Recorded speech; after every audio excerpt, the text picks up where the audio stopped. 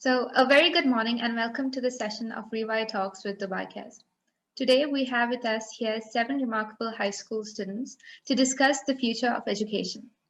Education provides opportunities, it provides a path to a better future. But is the system breaking down? Are grades outdated? Do the traditional methods of learning stifle students' creativity and innovation, rendering us unequipped with the essential skills that allows us to progress into the future? Is the education system flawed? This is what Revi Talks is about, where students, teachers, and everybody gets an opportunity to help reshape and rewire the future of education. My name is Hana Aneez. I am a student in grade 11 at St. Mary's Catholic High School, Dubai, and I will be the host and moderator for today's discussion. All right, we will start by introducing our participants. Why don't we start in alphabetical order? Let's go with Katie first. Hi, so my name is Katie, and I'm a grade student.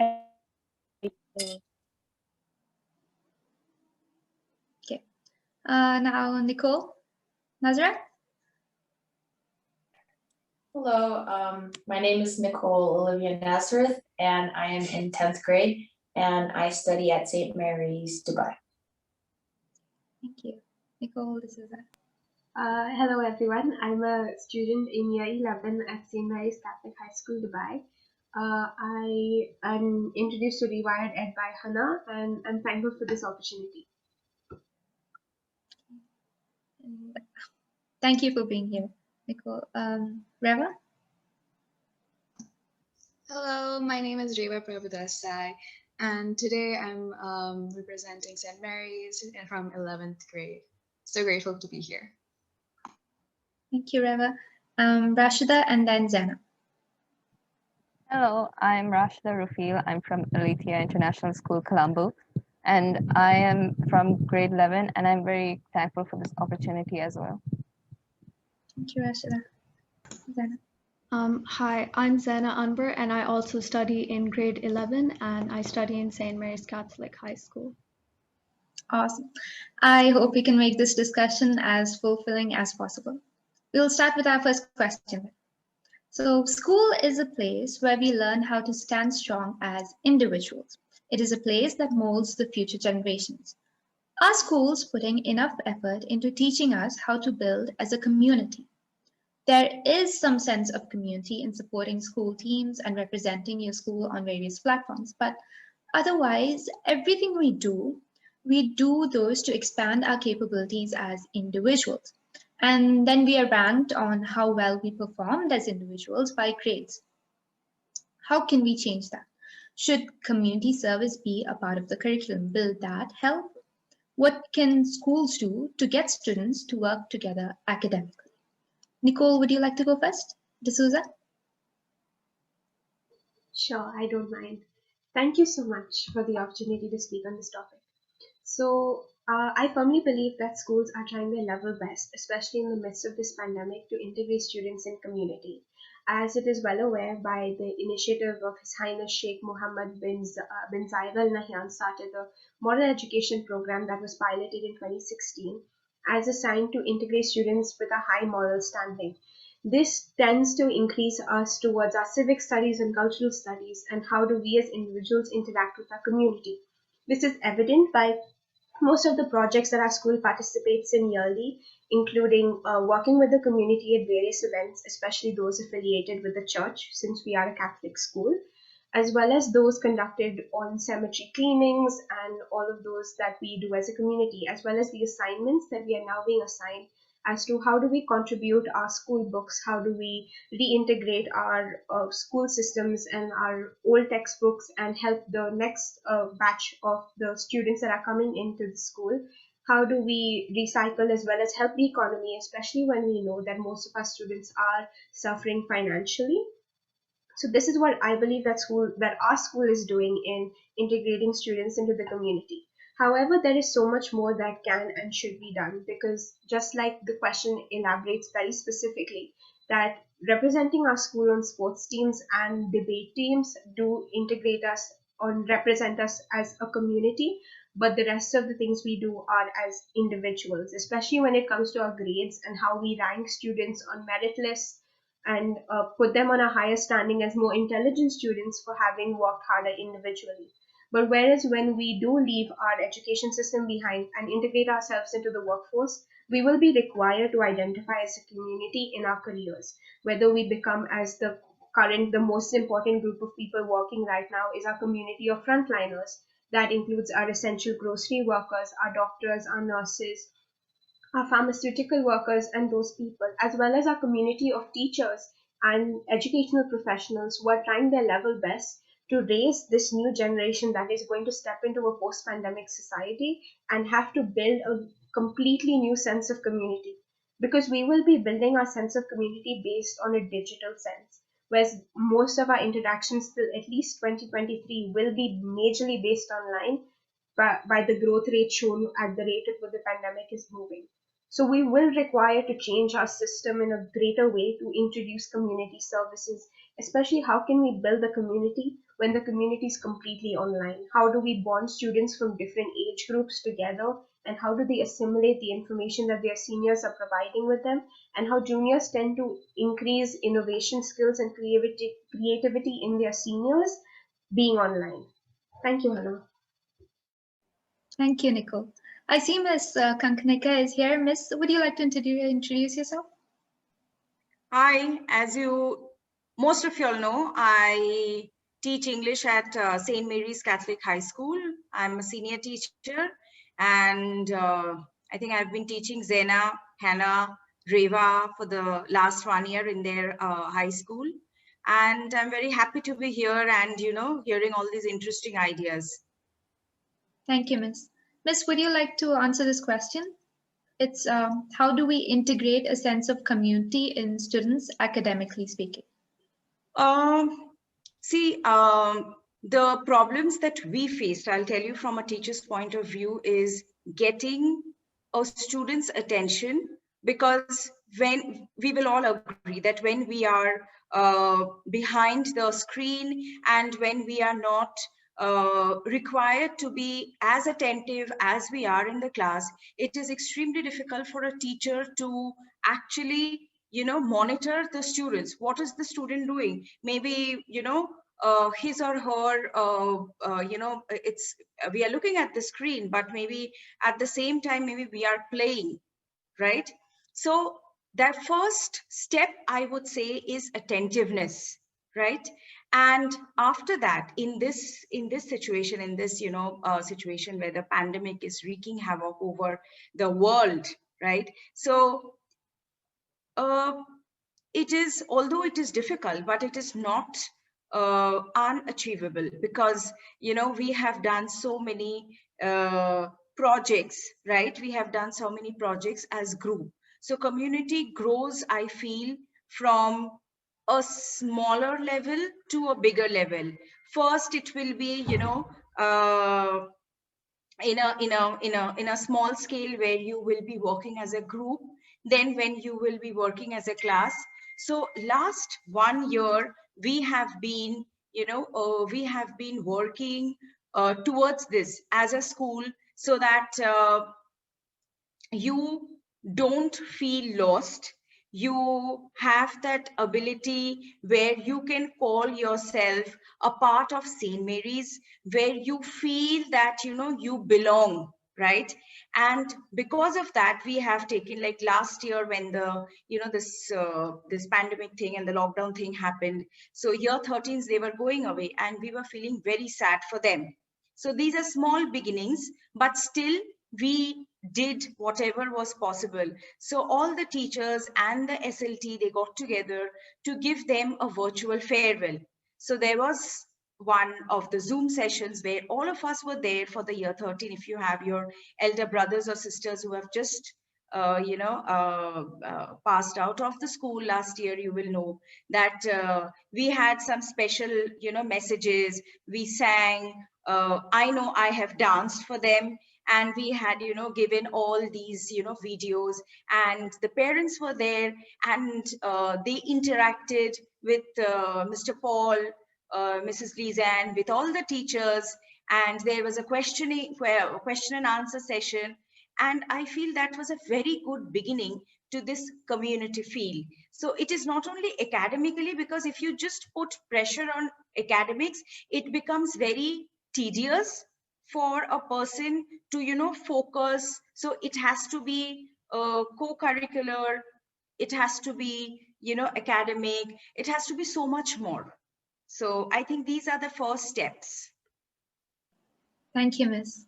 It really is important to stay connected like that. Yes, I agree. True. Anna, what is your take on this? Okay, so while I do believe that community cohesion, teamwork are all very important skills that schools should work in developing in students, I do not believe that there is any need to eradicate our system of ranking individuals based on their performance, because school is the place. Okay, school is a time where we should also be focused on building ourselves up as individual people and focusing on our interests and our skills. It is a time for self-actualization and independence, as it is our first real opportunity to exercise our newfound sense of autonomy that differentiate ourselves from our peers. And schools should also place emphasis on the sense of individualism rather than making us codependent on our peers or our teachers. There will be an opportunity for collaborative work and teamwork as we enter the workforce.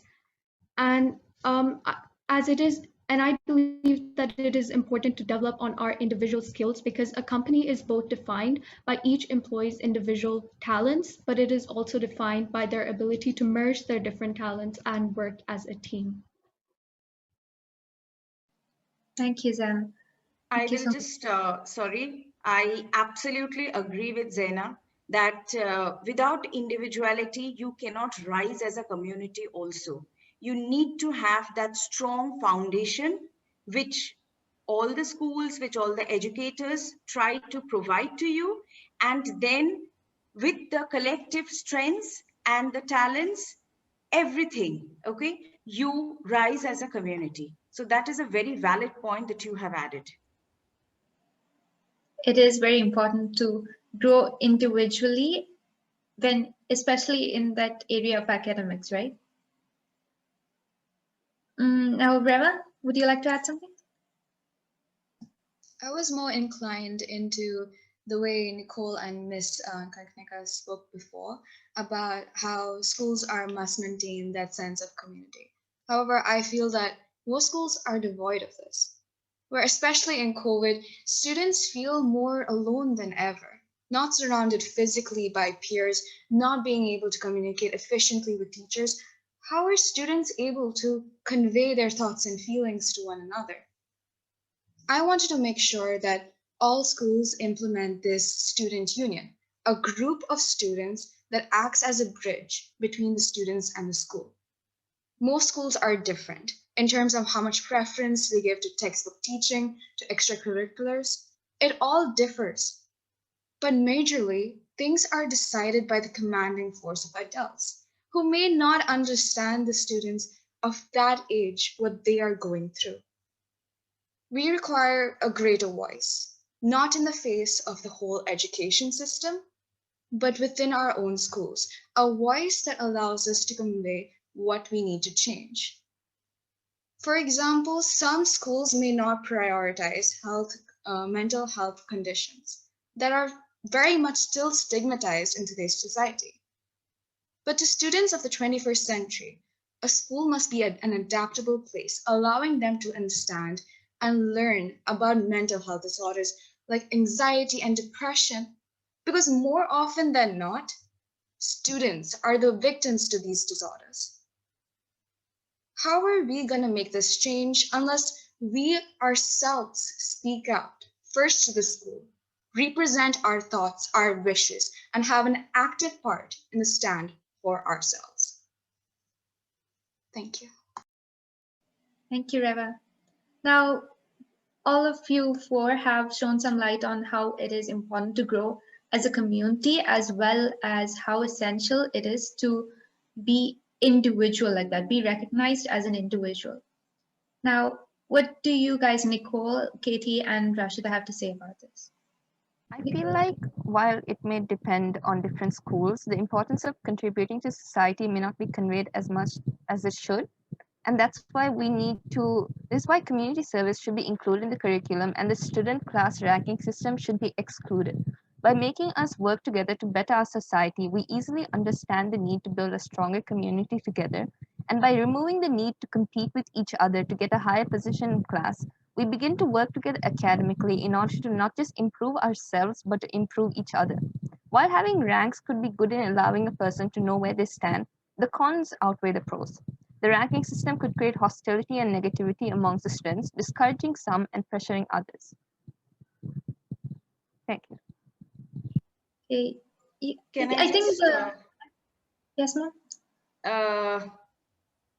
although what you have said is partially, I would say, correct, but can you tell me, if there is no ranking system, what is the other alternative to, I'm not saying to judge the students, but at least to create or, so that the students are self-aware where they stand. If there is no ranking, if UK board does not give any grade descriptors, if we don't have any merit listers, then how would you know? And then what is the motivation for the students to work that, extra hour, to give in that extra effort? I believe the grading system is all right. What I don't see necessary is the ranking system, because the thing with the ranking system is we have the grading system. We already know where we lie. Are we an A? Are we a B? Are we failing? How much energy do we put extra to reach a grade higher? But with the ranking system, you're ranking each person to be above another. You're not really focusing on your individual capabilities, but you're constantly comparing yourself to another person. Are they below me? Am I above them? Am I better? Instead of focusing on are we better, should we improve together? Because it depends on students' mindsets, but often we tend to be more discouraged about it. Like we're in this position, or maybe we can't really move forward, or this person is better. Things like that sometimes creep into our heads and we become unaware of how to handle the situation. So that's what I was thinking.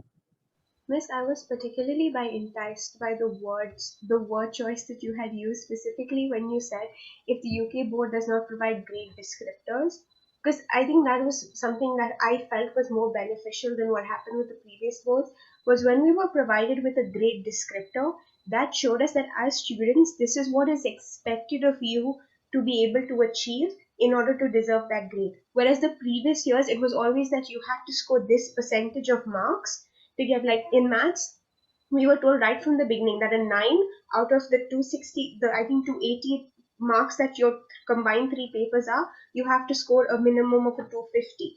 Whereas now the UK board of call has released its qualification, says that students should have a complete understanding of these topics, these understandings. So as a student who is achieving an 8 now in math, I know what I need to do to achieve that extended understanding. Whereas being told my entire life, oh, you need to score a 252, you need to score a 252.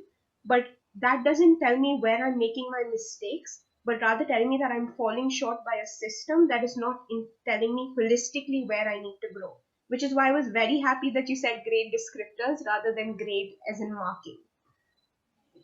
Exactly, Nicole. Exactly what you're saying. That is, it actually motivates you not to see the shortcomings, but what you can achieve more, where you can go, because there is no limit to your achievement. You need to believe yourself as a person. Okay, I can talk only from, the perspective of an English teacher. So, okay, if I'm explaining, I need to go a bit higher, and I need to imbibe these skills so that I analyze. Okay, if I'm analyzing, okay, these are the requirements, so that I evaluate and I go to the highest level that is provided. So it goes hand in hand, and somehow I feel that it is somewhere our perspective, either we see the glass half empty or half full, we take it positively or we take it negatively. If we take it negatively, it is going to kill us. But if we take the challenge that yes, I am competing with myself. I'm not competing with the world. I have to reach. So I think that solves most of the problems. Miss, since we are talking about this, what is your stand on this topic as how do grades define a person, and how do you think we can understand a student's capacity and eventually, in the long term, change those poor grades? Is it just redefining the curriculum, or is what is being overlooked here? Is it the teaching method, and what is causing those poor grades, and how do we focus our attention to fix that problem? See, grading system, if you see, again, if you see any of the grade descriptors, that of, Edexcel, that of AQA, anything, okay, any of the curriculums, there are some specific terms and words to define that level. Okay, they are defining the level. They are not defining any student. So that is number one. Poor grades, I feel that students have become, and rightfully, because we have become demotivated, sitting behind the computer screen and just talking, where there is no, physical interaction, I would say, between the teacher and the students. So yes, it is a bit demotivating, definitely, but I must, I must say that the way you people, all my students, have taken up this challenge and have, and have worked, okay, that is really, really commendable. So see, sometimes, poor grades happen, and the chance that we used to have, to have a one-to-one conversation with the student, so that part is somewhere missing because of this online teaching and learning. Because that used to be very easy. Okay, meet me during the break. I don't know how many, I have met many of my students, I have asked them, what happened, what is bothering you? Okay, what is the problem? Do you want me to meet you every maybe during my break or during your free periods, and sit with you and do your work with you, so that you have a better understanding? That's something, that is, situation is so that we cannot do that, right? There are, of course, students who have said, Miss, if you are free after everybody leaves the Zoom, can I talk to you for 2 minutes? So those are the only limited things.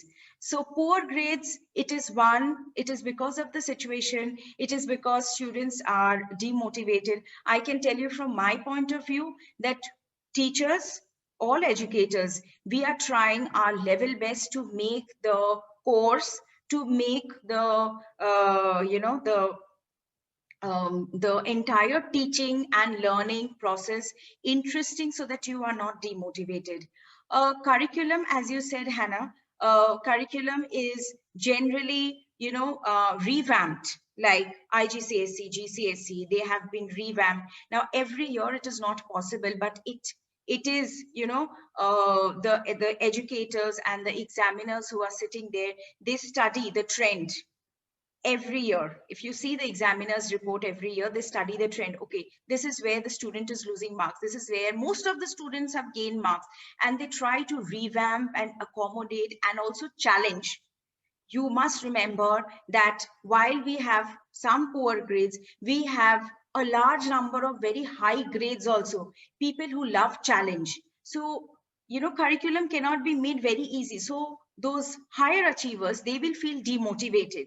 They like to be challenged. So trust me, it is a very, very challenging job in a class of 25 to 30 students, where, people range from low achievers to, average achievers to higher achievers, to cater to all their needs with the single text. So yes, revamping, I don't think it is required, because it is being done, every 5-6 years, or some parts are being modified. If you see, every 2-3 years, some modifications come in the specification. If you see, they give the newsletters, and you can see the modifications that have that have come from them. So that is there. I feel that instead of just verbal teaching, I think we need to include or incorporate more diverse way of teaching. So I think that is one where, people will feel motivated. I think I have answered your question. Thank you. I'm sorry, but can I add to your answer? Like, I Yeah, sure. agree with what you said, but in my journey of taking the board exam, I'm in year 10 now, so like in a year I will take it. I find myself asking, so what? It's like this is my personal opinion. I'm not like shaming anyone, but I find myself thinking, so what? I get a grade 8 in this subject or a grade 9, but I'm emotionally and mentally drained out. Like I'm like my mental and social well-being is being compromised by my grades. Like I don't know how to manage my time. I'm having less time with my family. I'm having less time with my hobbies. And like, in my personal opinion, grade academics do matter. They show you how hardworking you are, how challenging, or how well you can take challenges, how well you see yourself and like, okay, I need to do better. That is important. But I believe that we should create a new grading system with a holistic approach, not only academic, because academics only show one perspective of one aspect of you. There are so many other things that make you you. So I think we should also try to incorporate creativity, leadership skills, mental and social well-being into the grading system. So in that way, we're not only accelerating in our academics, but then also accelerating in ways on how do I deal with this stress? How do I deal with this stress? How do I make myself more capable of taking on more workload? So I believe that yes, this academic system is very good, but I believe in a more holistic approach. Thank you. Katie, just to clarify a bit on what you said, when we're talking about evaluating a student based on their mental and social well-being, number one, we are in a pandemic society right now. This is like in our current situation, okay? It is not possible to evaluate a student's mental being based on what's going on right now. Number one being that each of us have had individual experiences with the pandemic and how it affected us. I remember a very clear quote that came in a lot of our school newsletters last year at the beginning of the pandemic was that we're all in the same storm, but we're not all in the same boat, because some of us have a raft whereas others have a cruise liner. Some people are more likely to survive. There are some people who have lost many family members back home and are watching their family members actively in hospital without oxygen cylinders. And then there are some of us who, by the grace of God, have our families that are in good health, that are kept safe. So right now, in a pandemic society, we cannot be evaluating students based on their mental well-being, because that will be setting them at a disadvantage in a post-pandemic world. Because if your mental health is, in this case, is supposed to be an indicator of how well you're going to succeed in life, it is not going to be the same. Like, I will not be having the same experiences that I will be in 3 years or in 2 years or in 5 years. That will be different. And in terms of how sensible is it to change a holistic approach for other subjects? Like, how well can you integrate the idea of a holistic approach to, let's say, a very applied subject like physics? How can you have a holistic approach to that type of subject in terms of your mental health? Because mental health is something that is number one, it's a very individual topic. Number two, that's why we have those model education programs. We have our well-being assemblies where our teachers talk to us about these things and want to know, like, how are you coping, what are your mechanisms, how are you doing with your family. But then again, that's on a very one-to-one basis. That's subject between you and your teacher, and your teacher's ability to communicate with you on Zoom.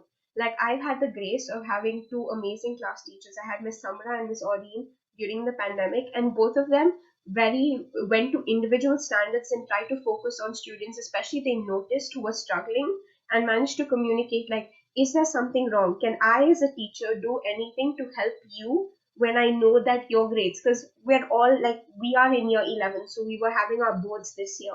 So already with the stress of the curriculum being much more difficult in year 11 than it was in year 10, and the situation getting worse for some people, how can I as a teacher help you change your perspective or change the way you're looking at it? And there are, by the grace of God, I am saying that our grade descriptors have changed for our batch of 2021, where we had a completely different grade boundaries of what's expected of students, how are we going to be graded, and those were changes that could be made because the like Ofqual and edXL and all of these boards understood that it is not going to be possible to grade a student based on their marks because of what was going on in the world. So we have to look at how is education being impacted by the situation we are under. Because a post-pandemic society is going to have a completely different outlook than a pre-pandemic and a pandemic society. Which is why I think we need to reword on how we can integrate mental health and mental well-being into a curriculum, which is why we do have moral ed. Okay, that's all I had to say. Thank you. Thank you, Nicole. Thank you, Miss, and thank you. I will just add one more thing to what Nicole said. I'm very much in agreement to what Nicole said. Just one, I would say friendly advice from a person, who has seen, this pandemic situation from very close, because as you know, situation in India is extremely bad now. One thing is, Katie, is that be positive. If you're constantly being negative and if you're constantly asking yourself, questioning yourself, so what? So what will I do? And what? And after this, what? It will, disturb you to no end, right? So instead of so what, change your statement to I can. I can survive, I can fight, I can be positive, I can do a lot. So I think that will change your, not only your perspective and the mental health that you're talking about. Okay, I can. Also, one more thing from a person who is just elder to you, right? Life is not a bed of roses, but neither is it a bed of thorns. So see it as it is, right? Don't see the negative part, see the positive part. Try to be happy, try to indulge in certain things which make you happy. Try to be creative. I can see a lot of plants behind you. Try gardening. It is really therapeutic. It will take your mind off studies. It will take your mind off that stress. Don't be glued into the virtual world, right? It does teach us a lot of things, but it can be very intimidating also, right? So try to do things which you can do, like gardening, reading. Try to create your own imaginary world. I'm telling you, it's lovely. It is really, really good. And about managing time, I would ask a particular student to say a few words about how she managed time. Reva. And complete everything, all assignments, everything. Ask her. Yes, Reva. So Miss, I actually wanted to go for the negative part of this. I mean, yes, I kind of sometimes. But you're still positive, right? Miss, there's a whole like screen behind this. I'm like totally different because it hits me at different times, right? My like anxiety about stress about school, there's a lot that goes behind someone's capabilities. So although sometimes I do present myself to be a very composed person, composed student, and I'm grateful that's how you see me, Miss. But there's also a lot that goes behind the screen.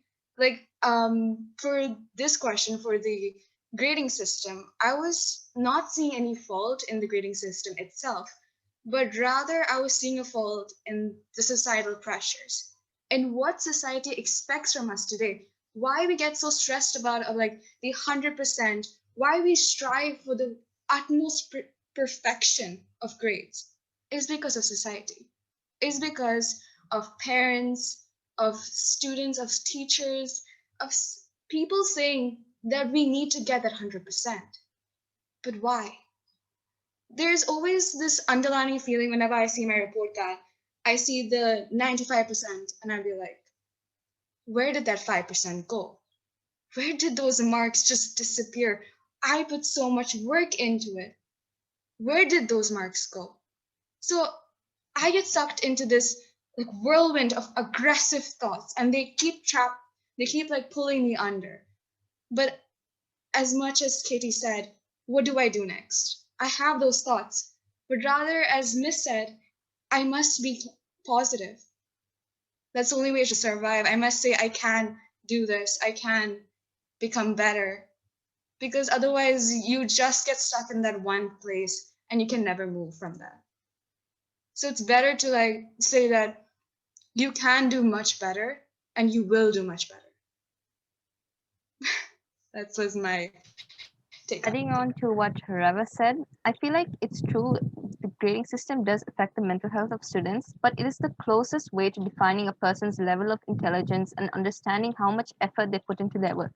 Now, like, because of the pandemic, we all have different challenges to face, just like Rachel said. But if things were normal and we all had the same challenges to face, and a student was still able to rise up and reach that A star, then that clearly speaks volumes about a person's ability to learn and respond to such challenges. So while now all our situations are different to each other, but still, if a person is still able to get that A star, then it clearly shows that they've put effort into it. They've tried hard and they've done their best. If they were able to stay on the positive side, and I'm not saying that it's easy for everyone to do such a thing, but the least we could do is try and put in that extra effort to get that extra mile. Thank you. I think this is where it like collides with the first question as to a sense of community. Because I will be very honest, when we had our first terms, and just after we got the report card, and Riva lives in my building, so I was in a very bad place because I felt like I had put in all this effort and it didn't amount to anything, and it felt like I felt, in the sense of the word, worthless. Whereas for the first time, everyone around me in my life told me these grades will not determine your worth, but they will determine your hard work. So, how much hard work have you done to deserve those grades? And the best thing that someone has ever said to me during this pandemic was, I know you and you'll make it through. Okay? I know you and you'll make it through. And this is what you have to tell yourself each day. Like, you can quote me on this, but I know you and you'll make it through. You'll make it through today. You'll make it through today's anxiety, the depression, the hatred, the anger, everything. And then you rise to see tomorrow's sunlight, tomorrow's plants, the birds, the cat on the road that you want to make friends with, but you're afraid to touch. All of those things are the silly things. If you have seen me, you will know me as a very eccentric person who is like enamored by the silliest things in the world. Like I'll be like, oh my god, that's such a beautiful yellow bougainvillea or a white one. And it's very simple because the moment I look at the big picture and what I'm supposed to do, I lose track of who I am, who I want to be, and then I end up in this horrible headspace. So look at the small things like make friends with your building watchman. Look, ask him how his day is. Okay, talk to the cat. Okay, make friends, pet the cat. That's the stray cat. Don't get bitten by the cat. That's very that's very bad. Okay, and the funniest thing my mom has told me: be positive, not corona positive. That's the thing. Be positive in the sense of getting up in the morning and feeling good, like today is going to be a great day. Yeah, that's it. I Thank think you, we guys. have learned a lot from you, Nicole. I really, I don't know about others, but my mental health is boosted by all your talks. I'm really, really, happy with your attitude. And I think all of us, no matter how difficult it is, but all of us should have similar attitude. I learned a lot, I know. I do think it's really invigorating, Miss, because you guys are all so very passionate about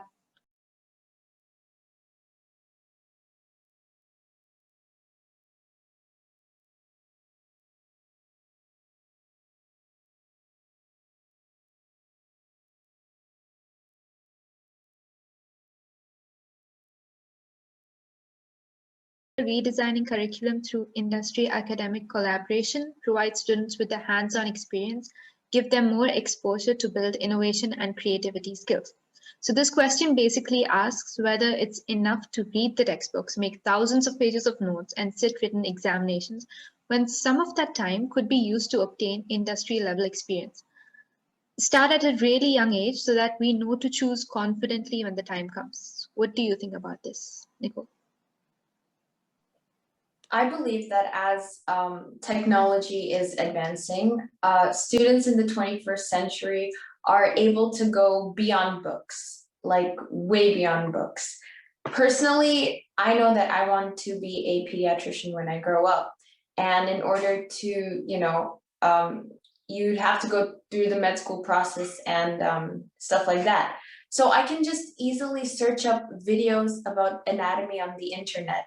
And it's not related at all to, what I'm learning in class, but I'm doing this for myself as something I want to do in the future, right? So I'm gaining knowledge about my future career and what I want to do.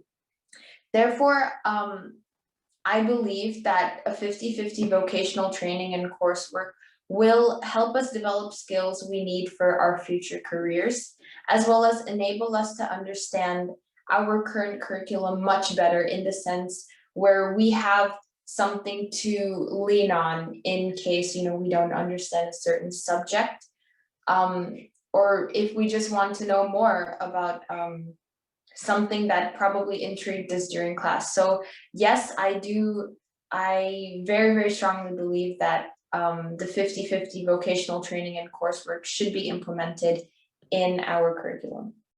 But at the same time, it's all a self journey as well, right? Yeah. Okay. Miss, would you like to say something about this? And then we can move on to Zena.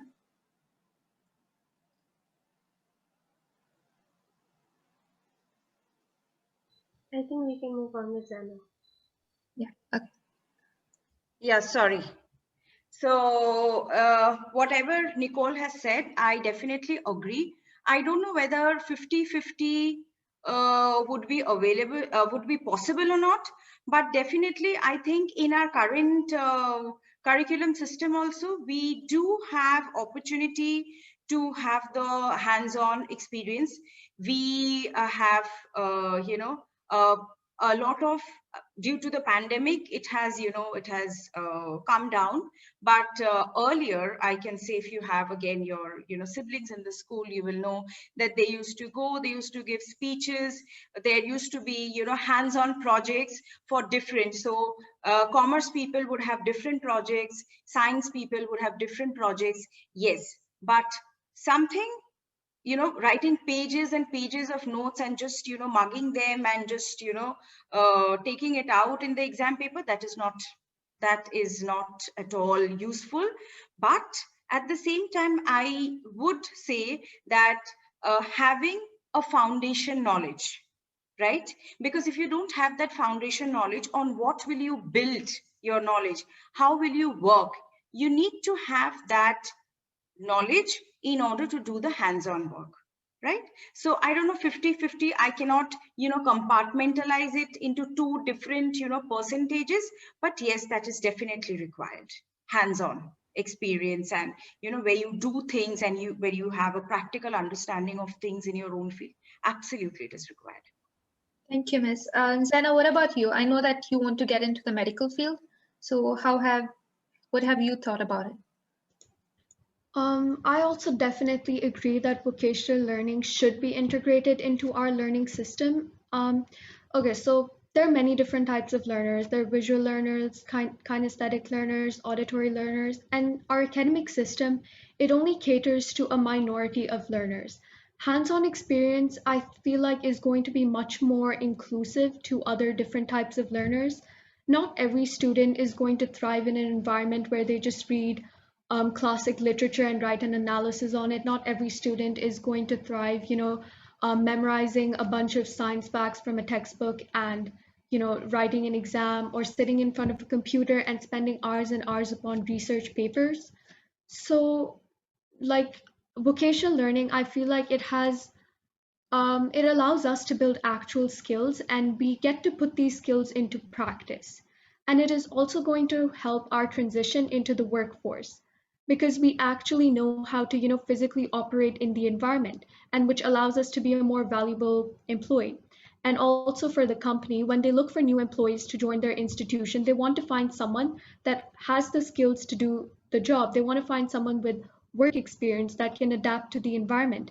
And usually businesses will spend a bit of money to um, teach the new employees the skills that they need. However, through vocational learning, most employees can already have already gone through the training process and they already have the skills. So that's one, so that bridges the gap between our education and the workforce. um yeah.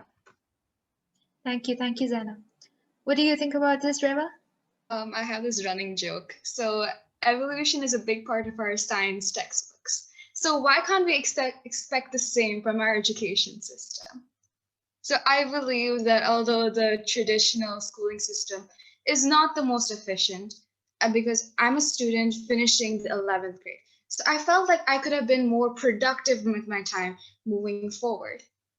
Because other than the textbook definitions, as Zana has spoken of, one of the things that students struggle the most with is applying the knowledge that they have learned from school. And by the vocational training and coursework, students are prepared for themselves to pour their work into something more concrete. For example, from a young age, we are taught the meaning of kindness. But unless we accomplish an act of kindness, its meaning is useless.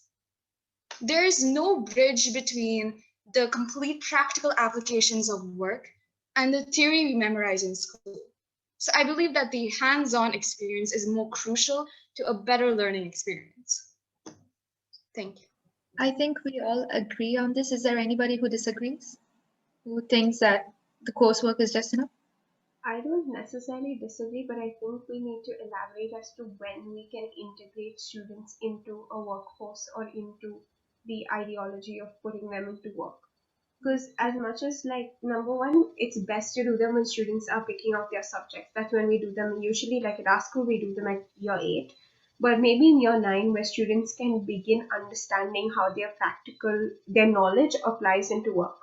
Because this is coming from the daughter of two hoteliers, one who's been a training executive for she quit her job 10 years ago, but was a training officer for latter part of her career.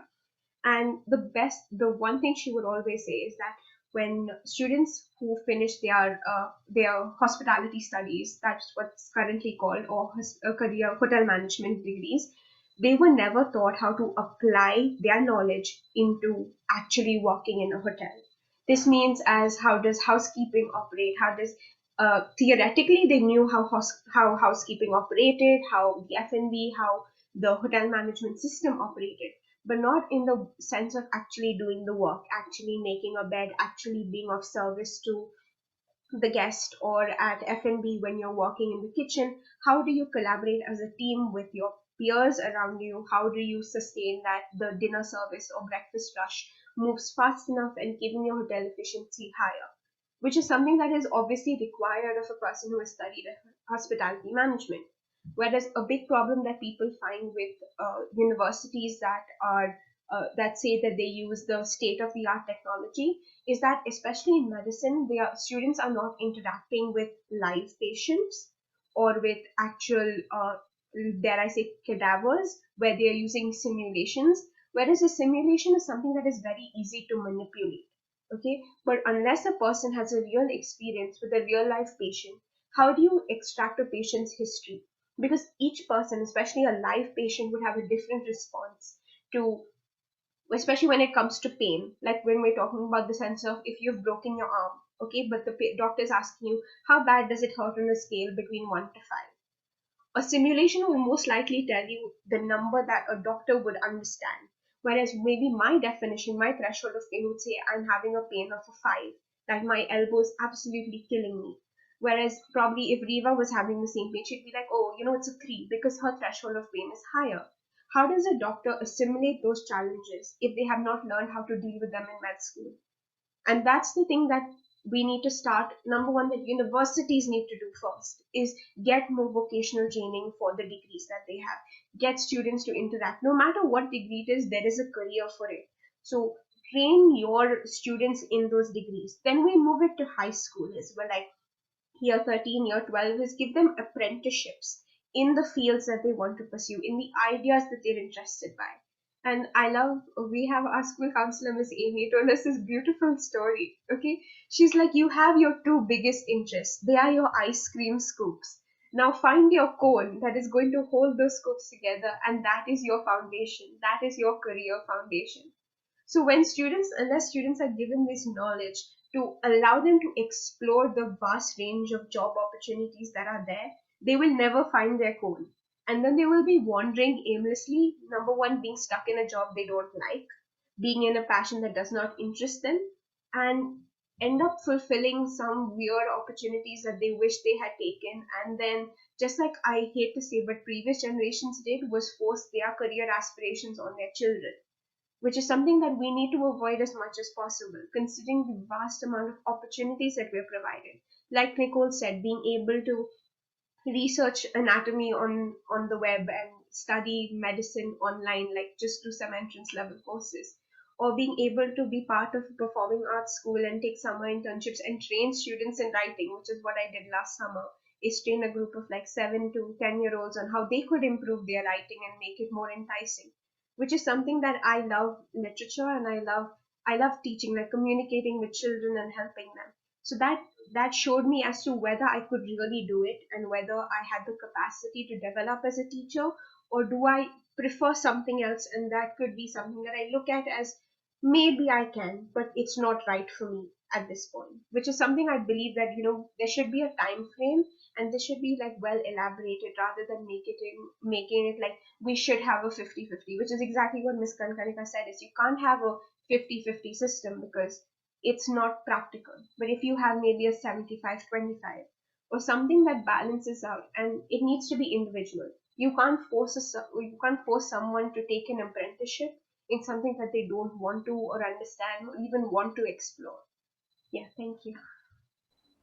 Oh, and do you think the government could do something with this? Government could tie up with the schools to help provide these apprenticeships? Because not all schools can afford that. Not all schools can communicate with industries like that, right? I have something very interesting. So for at a former model UN conference, so there are a few of my like my students from MUN who are here, like Nicole and Katie. So what happens is that at MUN we discuss global topics, and one of the topics we did at the Economic and Social Council was the issue of youth unemployment, especially in a post-pandemic society. Was if now students are not being able to do hands-on experience because of the sanitary situation, but that means that they're setting them students that have already passed out at a disadvantage to move into the future. So our initiative was to tie up with local governments, which is something beautiful that the UAE has done, is for their public government schools. Those are mostly for the Emirati students, is that they do tie up with schools and have them. I used to study in Abu Dhabi, and the ADEC, that is the KHDA in Abu Dhabi, had tied up with our school, Cambridge, and had the group of teachers that were passing out from the Emirates Teaching College of Women had come and taught classes for us. Like they trained with alongside our teachers, they attended classes, they conducted classes to see how well could they cope with being in a live, like, having students with different abilities, and how could they change their style of teaching to help different students understand what are the teaching strategies that they learned at school that were most effective with visual learners or kinesthetic learners, and how did that impact. And that was a very good initiative by the government. The same thing the government has done with hotel management schools, is tying up with hotels in the region, in UAE, and integrating them as interns into the system so they can truly understand what their degree is about, what is their job, what is their work, how do they assimilate themselves into that society. Thank you so much, Nicole. Would anybody else like to speak about this? I would like to just add up on it. Rather than going on a government level, I feel like the first step should be within the school itself. Something like doing small courses or something that is small but doable. Something like debate clubs. Because for people who want to improve their speaking but they cannot, on a because of financial issues, they cannot go to other institutions. Our school must, most schools should be able to apply clubs and have the ability to provide for students For example, moreover, I would like a drama club. I would like to be able to act freely, put my own acts and performances in school. For that, although it's not going to be my career, but it does gives me some experience. Moreover, in school, when the COVID situation was not there, some students used to volunteer in nurses in the nurse's office. And I feel like that was a hands-on experience. You do interact with students who might have medical conditions, and that's how you get experience. So I feel like implicating that kind of experiences is doable, not on a full financial level. People cannot like implicate that. So I feel like that is more doable. Thank you, Reva. You should. Can I add to Riva? I'm so sorry. Like I agree with what you said, and I also like realized that there are like most schools don't really have a focus on the extracurricular aspect of our like application. Instead, like they're very focused on the curriculum.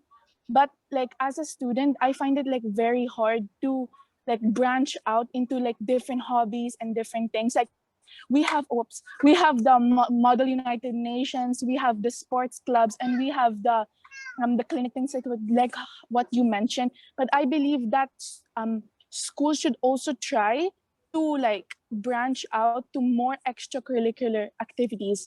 And I understand in this like pandemic, like dystopian world, like that's not really that possible now. But I hope like after this pandemic happened, I hope more opportunities where students would come up with ways on how we can like come up with more ideas to like be more of aware of our world, not only of the textbook.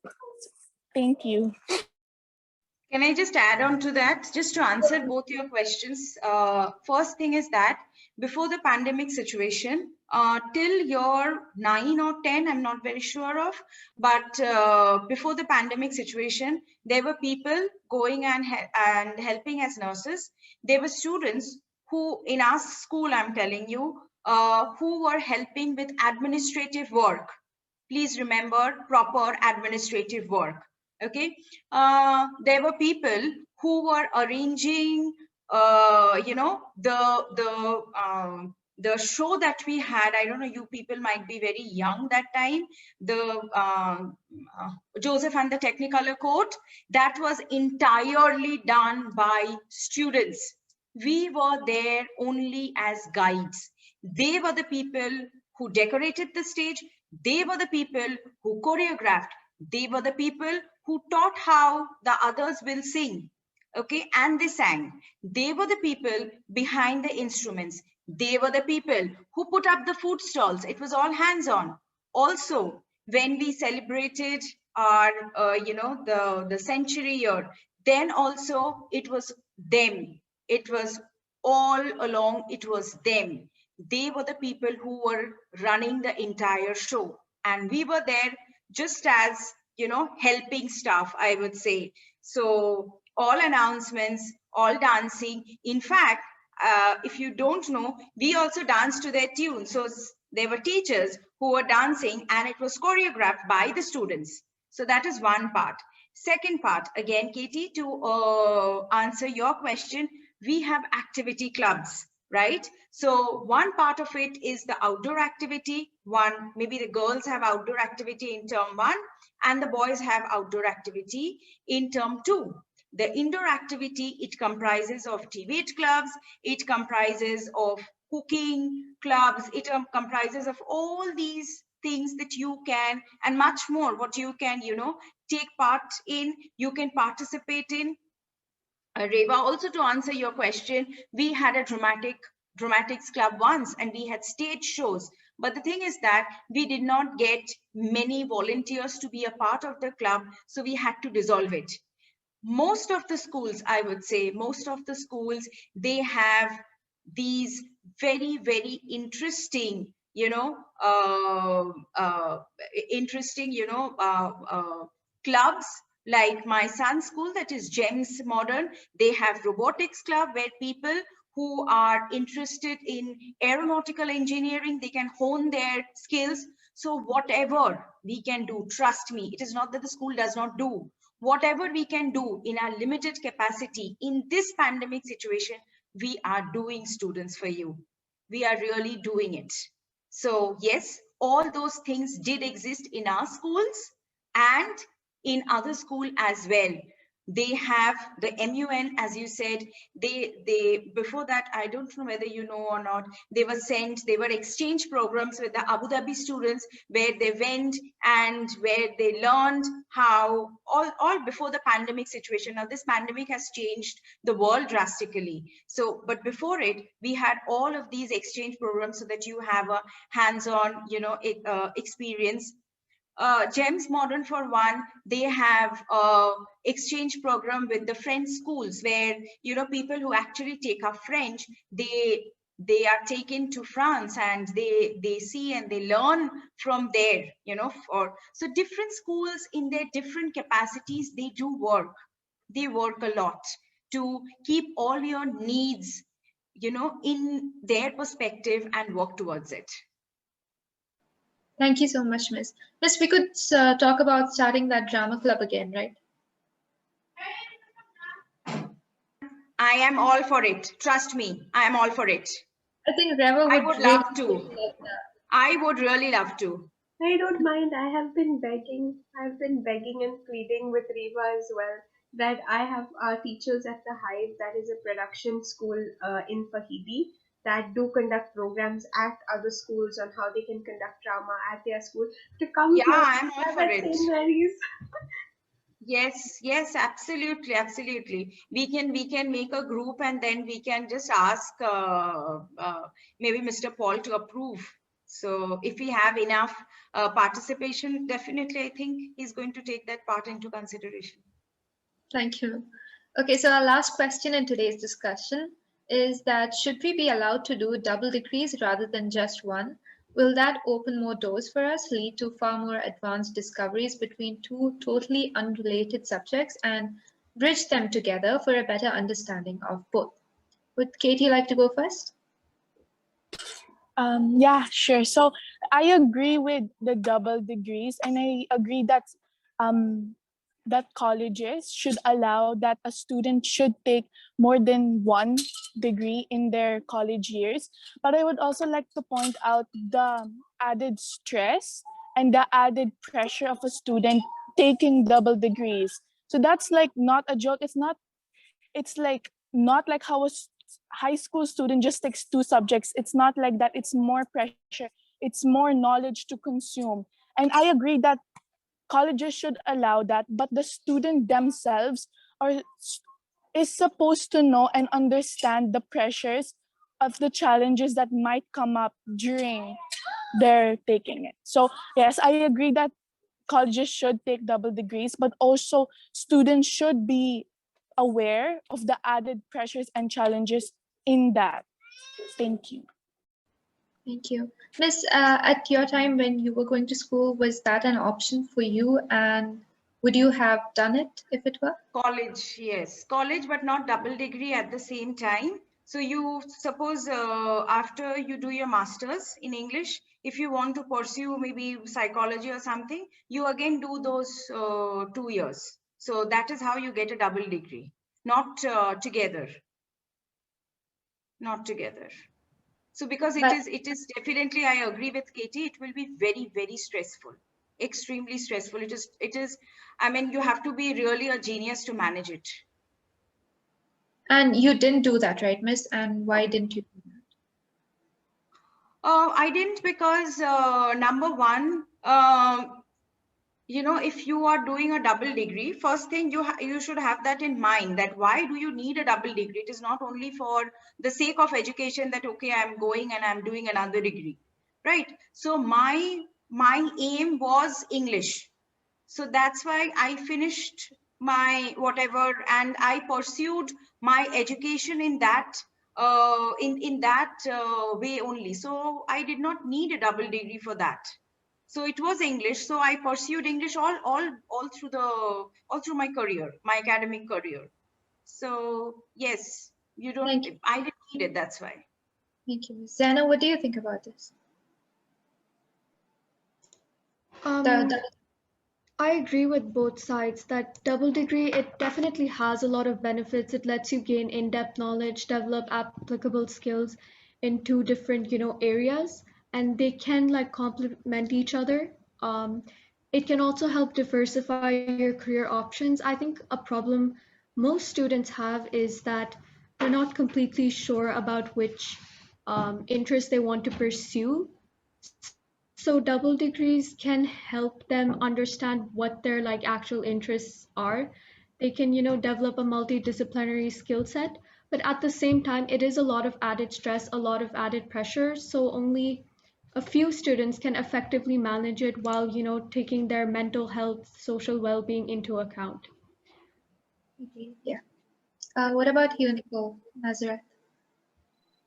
I'd like to say that I think being able to pursue a double degree is, something that only a couple of students can manage. However, I believe that one of the degrees should, I'd like to use the analogy of Nicole D'Souza, how she said that two ice cream scoops should be fitted by one cone. One of the ice cream scoops, as in like one of the degrees that you specialize in, could be, your main specialty. And then the other degree could be something that you use to kind of, for your own mental growth. So I don't think that you need to be a genius to have a double degree, in the sense where, one of the degrees can be focused on your career and the other can be focused on your mental growth. And for example, I think an MBA degree is, a mix of all the commerce subjects. So psychology, accounts, eco psychology. And I believe that this is an example of, the benefits of a double degree. So one of them can be your your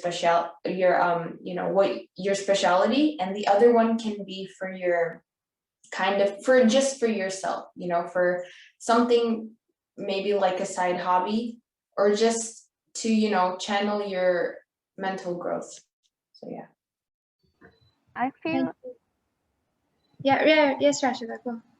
while that depends on the person, studying for different degrees could be a way for the person to like find out what they're more passionate about and direct them to a career they're more interested in. Having a wider scope and vast understanding can make a person better at their job, or it can make a person more confused at which path they actually want to undertake. Going through totally unrelated subjects can be quite difficult. All these degrees require money, dedication, and time, and unless a person has all these and the confidence that different types of degrees will indeed benefit them in the long run and help them support themselves, their families, and their communities, then they could try going for it. Otherwise, it's a gamble. And I mean, you have to ask yourself this question: is it worth it? That's what I feel. Thank True, you so much. Rashida. Is there anybody else who would like to speak on this? Nicole, you spoke.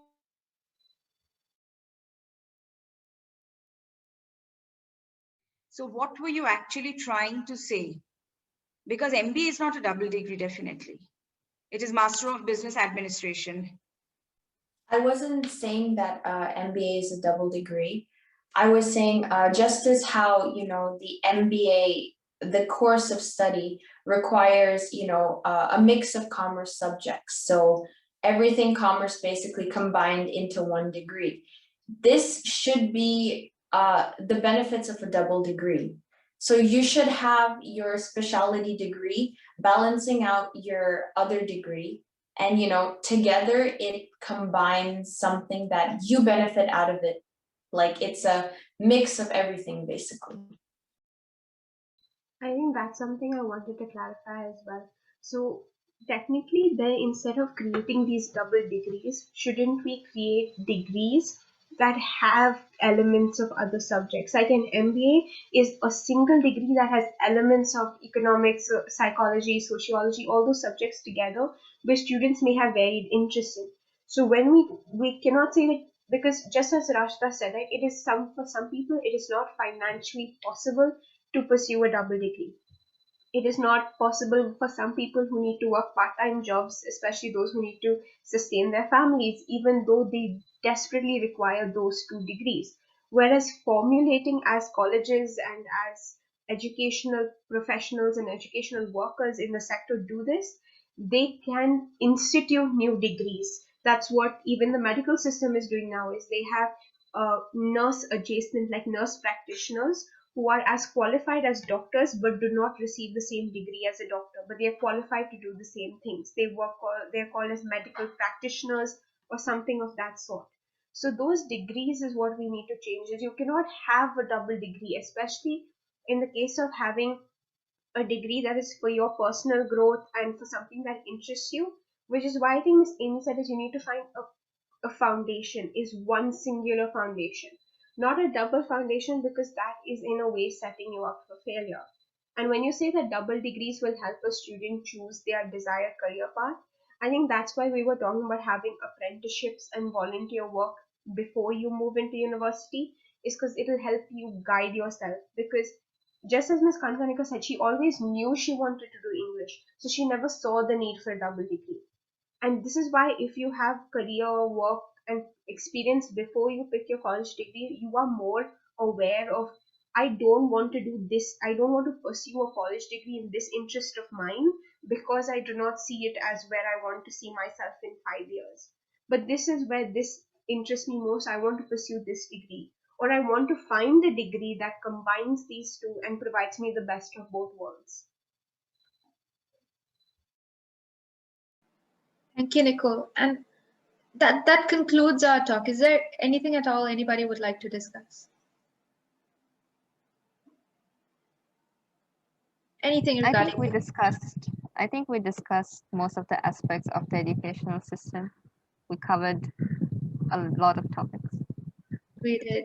I'd like to add something. When we were talking about the grading system and basically that, I'd also like if the curriculum would implement like IQ or aptitude tests, because basically there are some students who just study to get good marks, and there's no way of testing if they've actually, understood the subject well.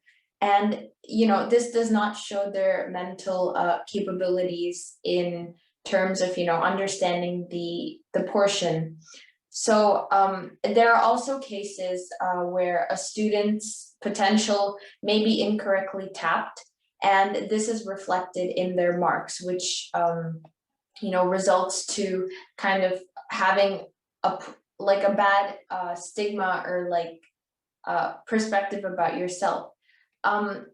There are also cases where, a student may be intelligent and not a bookworm, right? So they're probably very intelligent in stuff other than academics.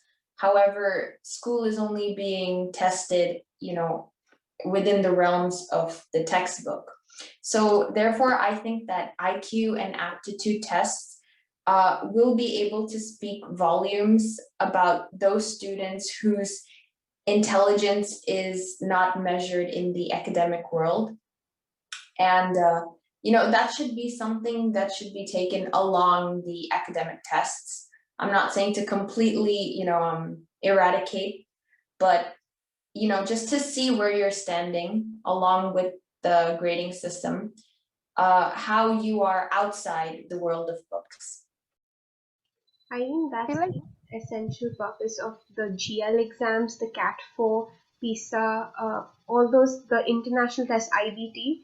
Those are the purpose of those tests, is to test, because all our teachers always say you can never prepare for a CAT4 exam. You will never be able to prepare for a GL because it's supposed to assess your understanding as an individual of the entire subject, not subject by subject. Like at boards, we know that, this is the possibility that there is going to be a 6-mark question on this topic.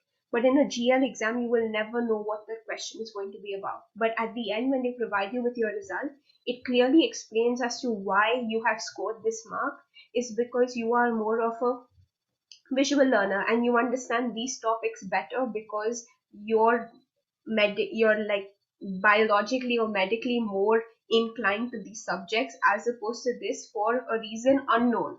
It's never defined why it is like that, but it's mostly these tests. That's why the school has made like your GLs and your GL as your final exams for year 10, if I'm not mistaken. For you do have a writing exam, but most of them use that as your final exam because of this purpose. It's just, it's not objective based on your teacher or based on the subject or the way you were taught, but as for on an international standing, where do you stand as a student?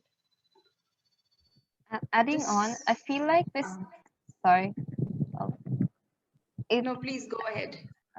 I feel like all this doesn't really point out that the grading system is flawed, just what we're graded on. I mean, a person who can study a whole textbook doesn't necessarily mean that they can implement all the knowledge they learn. I feel like this is again where vocational training, extracurricular activities come along. And like you said, we could have aptitude tests and all those CAT 4 exams we did have. And they should be held of equal importance to the grades we get studying the textbooks. Oh, yeah. Just to add to Nicole D'Souza's point, we do have aptitude test. It is, the option is always, most of the schools have, our school definitely has. So the option is always given to the parents to enroll for it and do the aptitude test. It is optional definitely, but we do give the scope for an aptitude test. Thank you, Miss. Thank you, Nicole. And thank you both, Nicoles. Miss, I wanted to add another question as well, and that was in the post-COVID world, right? The post-COVID era, students have become so self-sufficient, so accustomed to the digital resources, online learning. Everything is available online, tutoring, everything. So I was wondering, what is the need of teachers? Why do we need teachers? And you're a teacher, so that'll be very fun to discuss. Okay, I will not answer this question first. I will ask you a question. Will you be comfortable doing everything online on your own, reading up some, stuff, absolutely depending on your own intelligence for all subjects that you love and subjects that you don't love so much, and do everything on your own and not look for motivation, a person who will be there, who will have your back always? Okay, I can understand 1 to 10, but 11 I don't understand. So I have a person, okay, I know I can depend on that person who will be able to guide me. So this is my question to you. Will you be comfortable? Then I will answer your question. I totally agree with you, Miss. I just wanted to bring this up for discussion. I can't imagine never being able to go back to school again. I could stay at home for the rest of my life and study here, and I have never been much of a social person, but this pandemic, the lockdown, has made me realize that it is so essential to be with people, to stay in an environment, because that makes you feel like you're part of something. And I can't possibly imagine going to a school without teachers. Teachers literally keep learning alive, right? Teachers are that embodiment of that their excitement in the process of learning. And I just wanted to remind everyone that what is school or education without teachers? They are people who encourage us to keep pushing ourselves. They are a source of guidance. When we have teachers like you, Miss, who are always motivated to make the best students out of us, we in turn feel motivated to strive harder. It makes us feel as if the effort we put in is worth it, because there are people like you who seem to find happiness in investing that time and effort in us, right? I enjoy every lesson with you, and you seem to really enjoy spending that time with us as well. Like you said before, I wouldn't have done half as well as I did this year for my English exams if it were not for your constant support and guidance, Miss. You really made this year of English worth it. And I would really like to thank you for that, Miss. Thank you so much. The point is that teachers are a source of encouragement, guidance, and from personal experience, I can say for sure that they always carry that sincere sense of responsibility in our performance, in our growth. And I often feel like they are able to dream with us because they see a future for me that nobody else might. Right? They have these expectations in us which shows that they believe that much in us. That's why teachers really are our second parents, and school is a home away from home.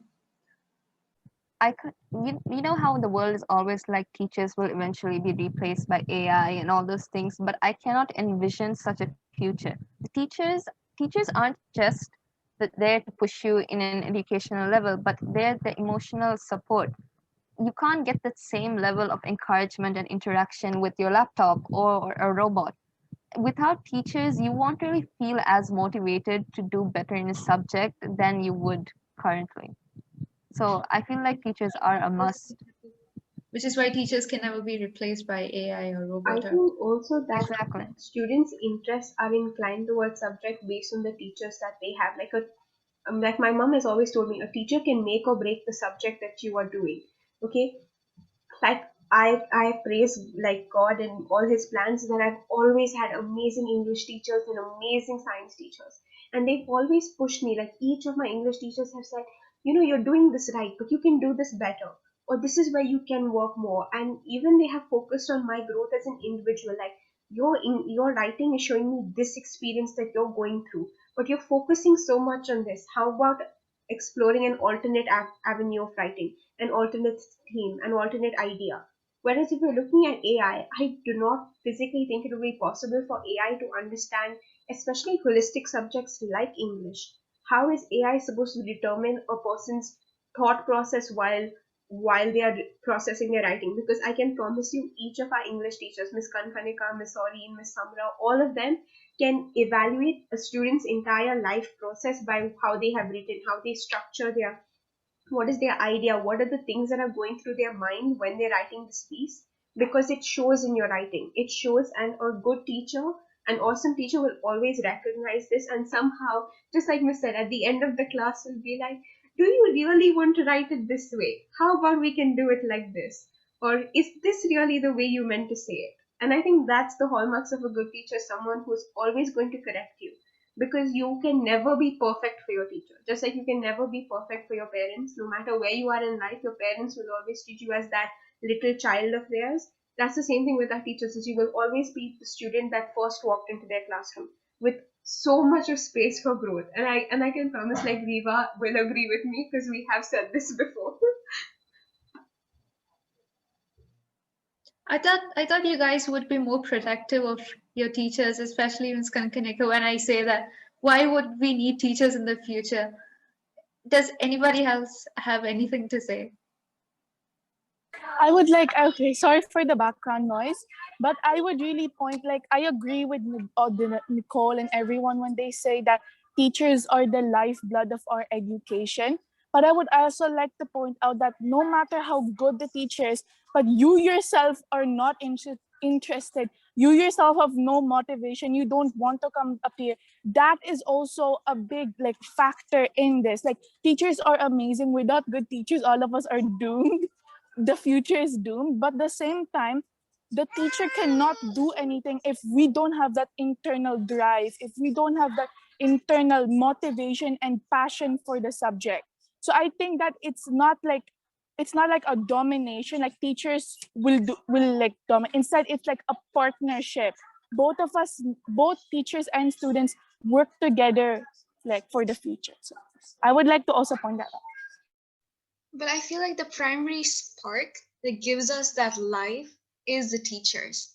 Because once when I was doing language, the initial part that I wanted to say that I loved language was from my teachers. That Miss Kantinika was doing all of this, Miss Summer was doing all of this, and made me say like, oh, I like that too.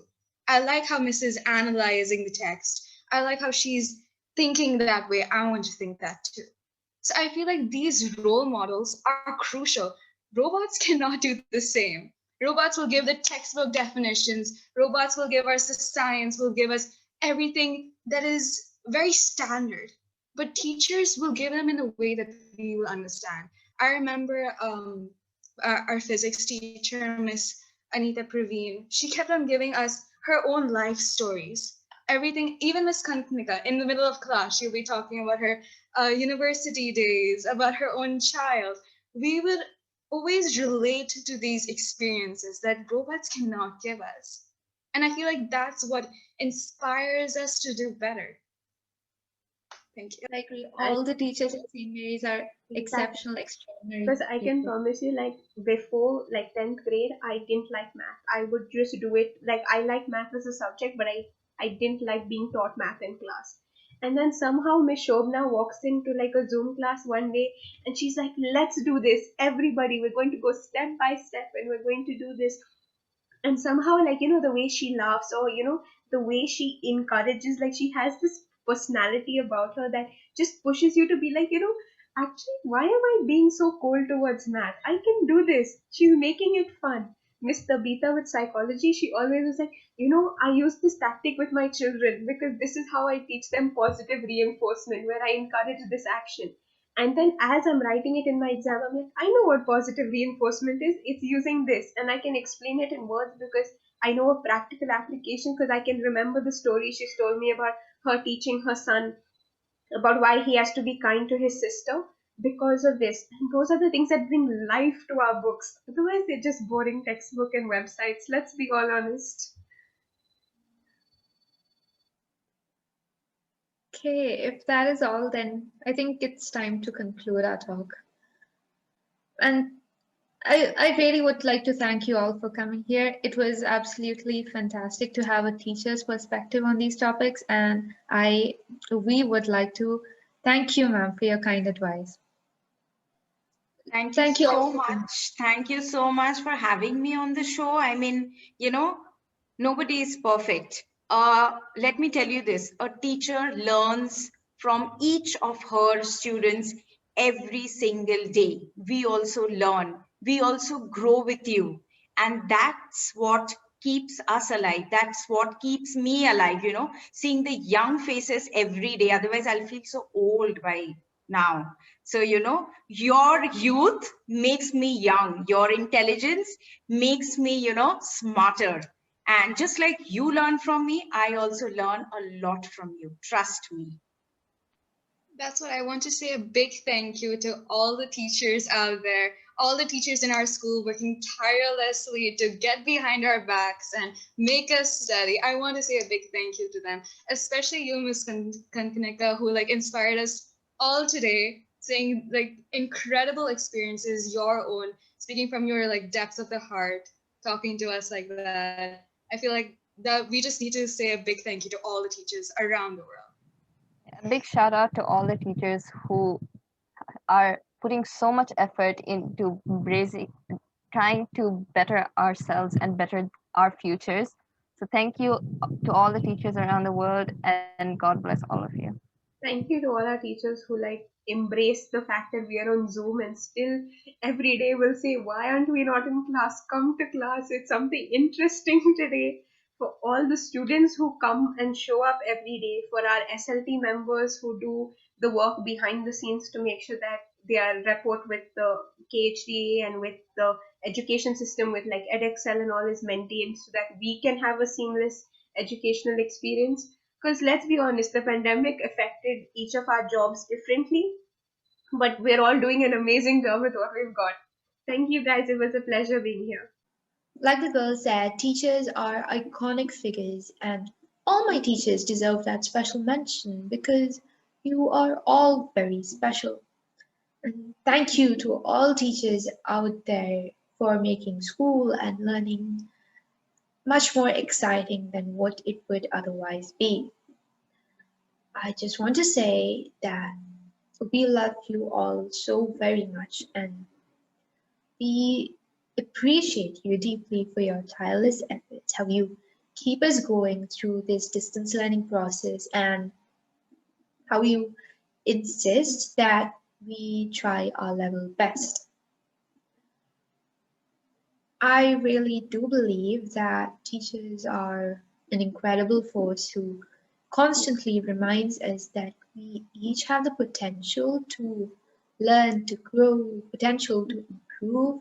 And it really is reassuring that it's reassuring to know, to feel that teachers expect so much from us because they believe that we can accomplish all those things, because they believe in us, right?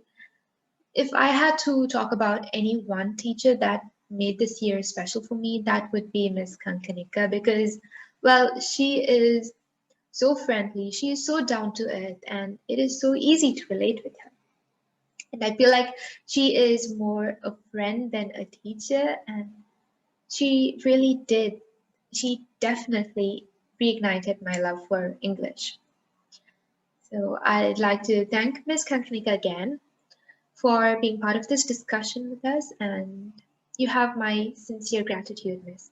Thank you to all our students here too, for making this discussion, for making this Rewire Talk as invigorating, as stimulating as possible. I do think that this discussion was insightful. It was thought-provoking, and I look forward to having so many more of these with you all. Once again, I'd like to thank all our participants, and thank you, a huge thanks to Rewire Talks for establishing this platform where we students, teachers, and just everybody can come and discuss the future of education. Well, education is everybody's business. So thank you very much.